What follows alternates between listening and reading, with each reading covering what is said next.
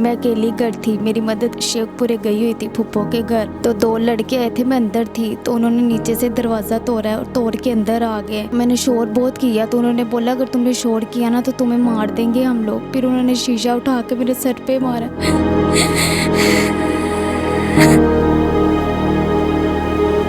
बाद में उन्होंने मेरे साथ बहुत ज़बरदस्ती।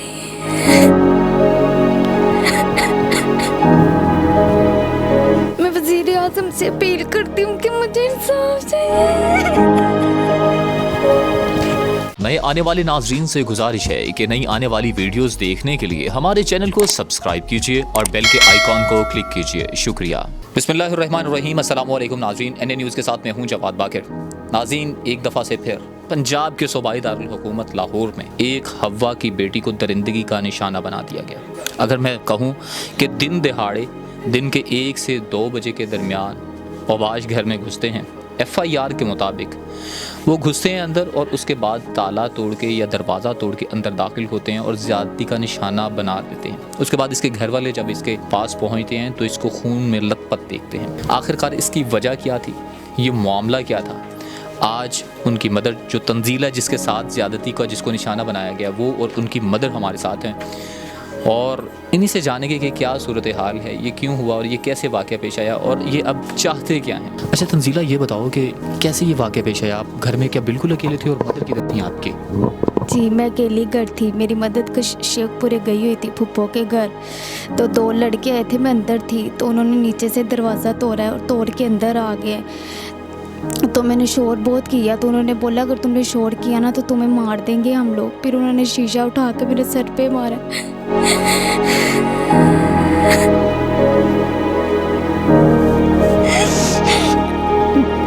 बाद में उन्होंने मेरे साथ बहुत ज़बरदस्ती।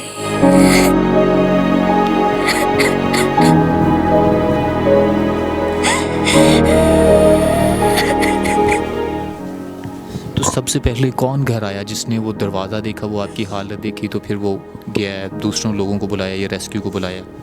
दोनों लड़के एक ही दफ़ा अंदर आए थे। एक बार खड़े होकर उसका ध्यान रख रहा था कि इनके घर से कोई आएगा, मैं आपको बता दूंगा। बाद में ये दोनों ने बहुत ज़बरदस्ती की, गलत काम किए करके। तो फिर इन्होंने कोई नशे वाली चीज़ मुझे सुंघा कर मेरी नाक पे लगा कर मुझे बेहोश करके फिर ये निकल गए थे। फिर उसके बाद पता नहीं मैं कहाँ हूँ और कहाँ नहीं। फिर जब मैं हॉस्पिटल थी तब मुझे फिर होश आई थी। अभी 3 दिन हो गए हम वो थाने चक्कर लगा रहे हैं और ये वहाँ आते हैं तो देख देख के मजाक उड़ाते हैं हमारा। आप उन लड़कों को पहचानती हो? जी, हमारे मोहल्ले के ही हैं, मैं पहचानती हूँ। एक तो एहसान है और एक हसन है। तो आप कभी भी यानी कि पहले अगर बाज़ार वगैरह जाते या कोई काम काज मोहल्ले में निकलते थे तो ये पहले? निकलती नहीं थी, मैं बस घर पे ही रहती थी। जहाँ जाना अपनी मम्मा के साथ ही जाना।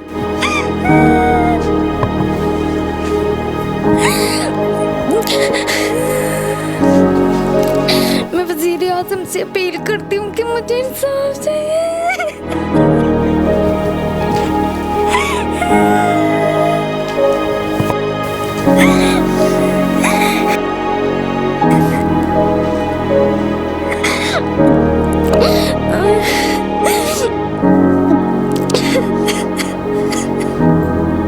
आप तंजीला की मदर हैं, ये किस तरह वाक़या पेश आया? जी, मैं ना घर में मौजूद नहीं थी, मेरी नंद बीमार थी, मैं उधर गई थी। तो मेरी बेटी घर में अकेली थी, ये दोनों बहन भाई थे। उसने काम पे जाना था, वो इसको अंदर रख के बाहर से ताला लगा के चला गया।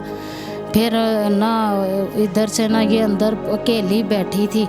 इधर मोहल्ले के 2 लड़के आए हैं, वो उन्होंने दरवाज़ा तोड़ा। पहले ताला तोड़ते रहे, वो टूटा नहीं है। फिर दरवाज़ा तोड़ के वो अंदर आए। अंदर आके इसको शीशे वगैरह सब के साथ इसको ज़ख्मी किया। ये इधर बेहोश पड़ी। फिर वापस जब जाने लगे इसके साथ इतनी बड़ी ज़्यादती की है, ज़्यादती का निशाना बनाया। फिर पता नहीं क्या इसको संगाया, फिर ये बेहोश हो गई। इधर पड़ी, इधर नंगी पड़ी थी। इधर इसका बड़ा भाई आया, उसने ताला खोला तो ये दरवाज़ा नीचे गिर गया। वो डर गया, उसकी चीखें निकल गई, वो रोने लगा। वो रोता वो अपने बहनोई के घर गया, वो उसके सामने गली में घर है, उधर गया, उधर अपनी बहन को लेके आया, कहता ये तो मर गई, कत्ल हो गई, इसको किसी ने कत्ल कर दिया। वो रोने लगा। बहन भी उसी तरह, जैसे घर में जूती नहीं है, दुपट्टा नहीं है, ऐसे ही भाग के आ गई। जब इधर देखा ये खून से लत पत थी, इधर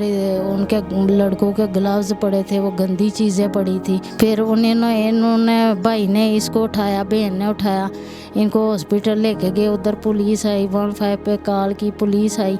फिर उन्होंने इधर से मौके पे जो चीज़ें पड़ी थी वो उठा के ले गए। अब हम उनसे सबूत मांगते, वो हमें सबूत नहीं दे रहे, ना इसके कपड़े दे रहे, ना हमें रिपोर्ट दे रहे। तो बस एक FIR की कॉपी दी है उन्होंने, हमें और कुछ नहीं दिया। आपने जब हॉस्पिटल ले गए हैं, आप खुद ही उठा के ले गए हैं कि रेस्क्यू की गाड़ी आई थी? और मेडिकल रिपोर्ट आपको अभी तक नहीं दी उन्होंने? जी नहीं, मुझे कुछ भी नहीं मिला अभी तक। एक FIR की कॉपी मिली है, बाकी मुझे कुछ नहीं उन्होंने दिया। अच्छा, ना आपको रिपोर्ट अब तक मिली है। और पुलिस वाले क्या आपसे ताउन कर रहे हैं इस पेशरफ्त के लिए, इस केस को निपटाने के लिए? दरिंदों को जो आप कह रहे हैं, जो लड़के आए हैं, उनको कैफरे किरदार तक पहुंचाने के लिए आपसे ताउन किया जा रहा है कि नहीं? देखे, हम जब उधर जाते हैं वो हम पे प्रेशर डालते हैं। वो कहते हैं अगर रिपोर्ट झूठी हुई तो आपको सज़ा मिलेगी, आपको जेलों में बंद किया जाएगा। देखे, हम गरीब लोग हैं, हम इंसाफ कर लेने के लिए अदालतों और थानों में जाना पड़ता है। तो हमें उधर से भी इंसाफ ना मिले तो हम गरीब क्या करेंगे? हमारे पास तो एक ही इज़्ज़त होती है, वो भी लोग कंजर, इतने बेगैरत लोग होते हैं, वो छीन लेते हैं।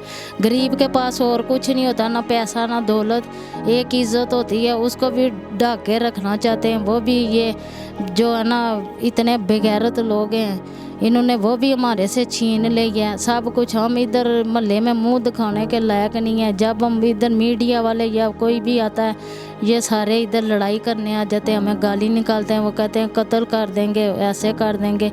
मेरा बेटा जो ड्यूटी करता है, DC ऑफिस में काम करता है, वो उधर वो ना जब इधर घर से जाता है, इसके पीछे 4 आदमी लगाते हैं कि आप दरख्वास्त वापस ले लो वरना आपको कत्ल कर देंगे। वो आज 4 दिन हो गए, वो मेरा बेटा घर नहीं आया। वो उधर भूखा प्यासा बुखार से भून रहा था। इनको इतना तरस भी नहीं आता कि हम इनके साथ क्या करें, ये अल्लाह से भी नहीं डरते। मेरी वज़ीर आज़म और उस्मान बुज़ार साहब से अपील है कि हमें इंसाफ दिया जाए। हम गरीब कहाँ जाएं, हमारे पास ना कोई छत है ना कोई पैसा है, हम क्या करें? किधर के दिखे खाएं? हमारी औलाद है, उसकी भी ये इतना बुरा असर करते हैं। ये अब जब भी कोई इधर आता है ना, हमारे साथ ये लड़ने आ जाते हैं, गाली निकालते हैं। अभी भी आपको धमकियां देते हैं वो आके? जी, अभी जो मीडिया वाले आए थे, अभी भी इन्होंने हमें गाली निकाली, दरवाजे तोड़े इन्होंने। अंदर आके वो कहते हैं आज रात इनको इधर लेटने नहीं देना, इनको इधर रहने नहीं देना। वज़ीर आज़म से अपील है, हम कहाँ जाएं गरीब लोग। मेरे मियाँ आलू चने लगाते हैं, हम उसे पेट भर के खाना खाते हैं। कभी खाया कभी नहीं खाया, हम किसी से कुछ नहीं मांगते, बस आपसे एक गुजारिश करते हैं कि हमें इंसाफ दे। इंसाफ की भीख मांगते हैं वज़ीर आज़म साहब से। मैं किसे अपनी अपील करूं? उस्मान बुज़ार साहब से भी अपील करती हूँ कि हम गरीबों को इंसाफ दिया जाए।